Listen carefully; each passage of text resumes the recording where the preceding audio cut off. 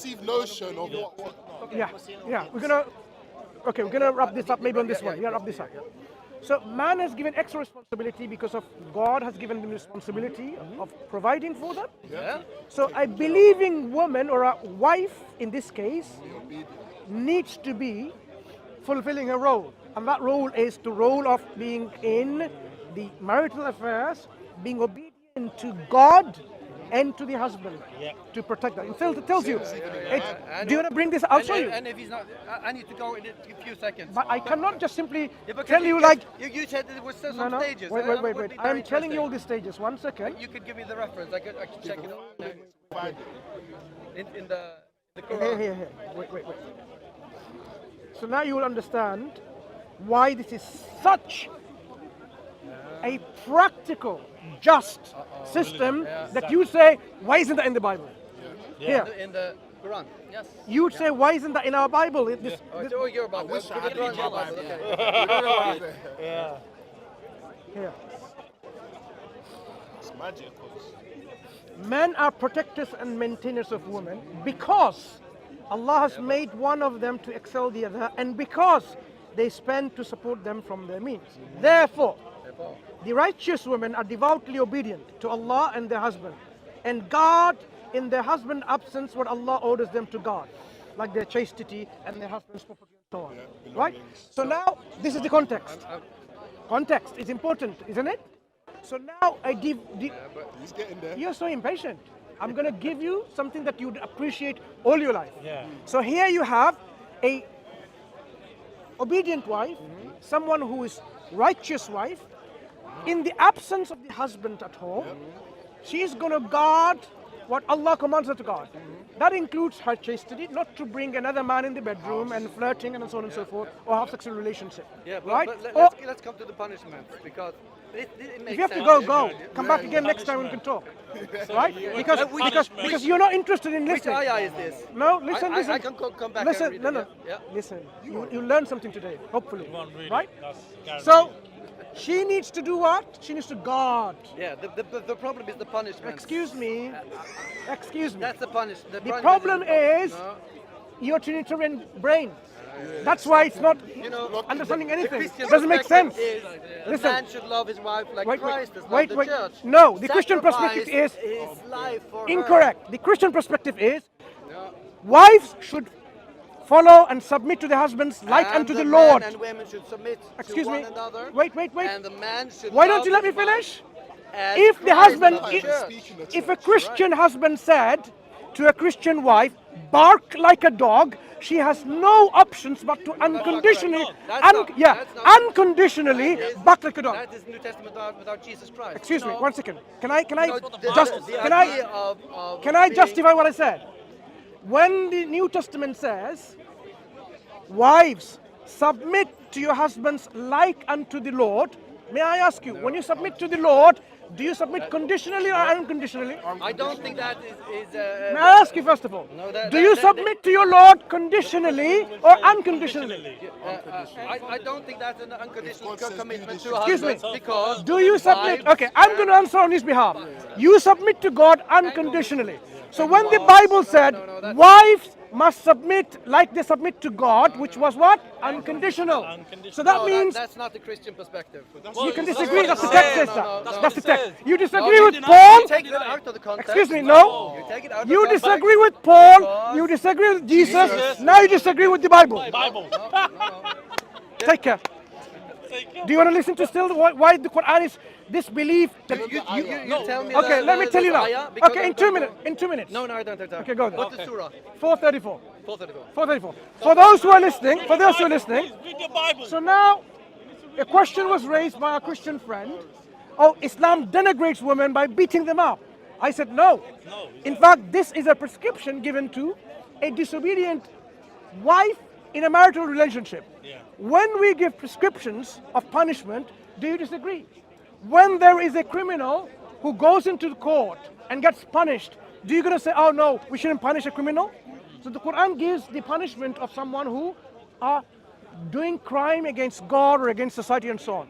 So the first and foremost what it says is, this woman, wife, needs to be righteous, needs to be obedient to God, And in the absence of the husband at home, should be guarding her chastity, guarding the husband's property and honor and so on. Now, suppose she didn't do that, for whatever reason. Husband comes and finds out. What is the first prescription? Go and beat her up? Or go and divorce her? Of course not. The Quran doesn't simply say, divorce her or beat her up. It says to the man, فَعِظُوهُنَّ, admonish her. Admonish her, meaning what? Reason with her. Counsel her. So what does it do? It totally goes against the idea that we see in Christian countries, domestic violence. It says, no, you man, you've seen your wife with another man in the bed, for example, you stop and control your anger.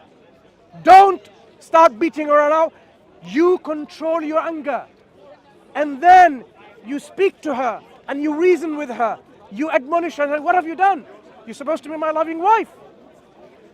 So it eliminated altogether from the beginning the hot-headedness, the anger that man will feel at the moment he finds that his house has been sold, his Mercedes, his BMW, whatever has been broken, given away or whatever by his wife, or another man in the bedroom flirting with his wife.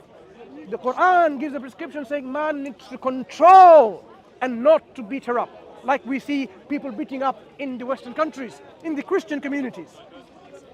And then the Quran doesn't then simply say like this, it carries on. Suppose this woman carries on, this wife, keep doing that. What does it tell you about this woman?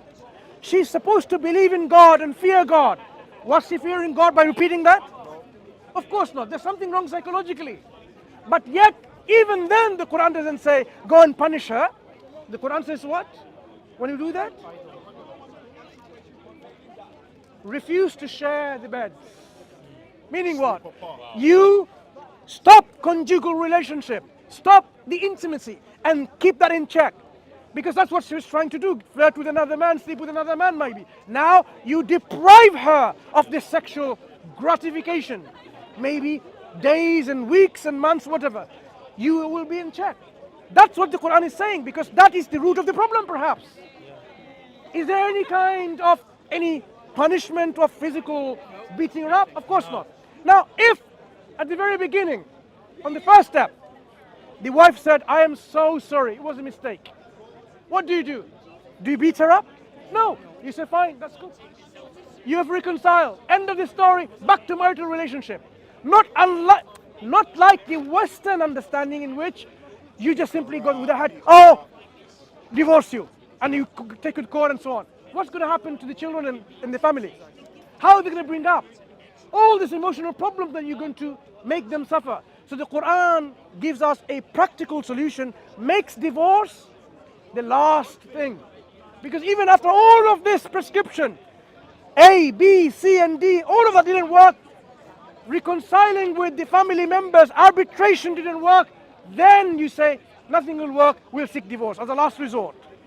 So yes, the Quran has divorce as a last resort, but not as a first resort, like we see in Western societies.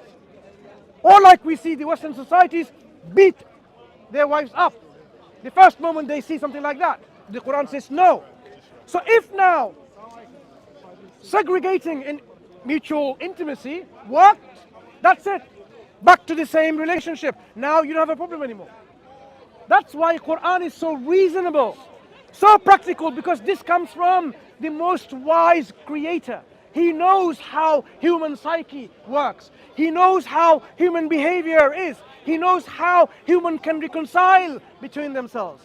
That is why the prescription the Quran gives between a disobedient wife or a disobedient husband is not only reasonable, practical, merciful, it is just for the societies. And that is why people, you need to look into Islam, look into the Quran, because you are missing this guidance from God, which is the guidance that will give you peace inside and peace outside with the community and all around you.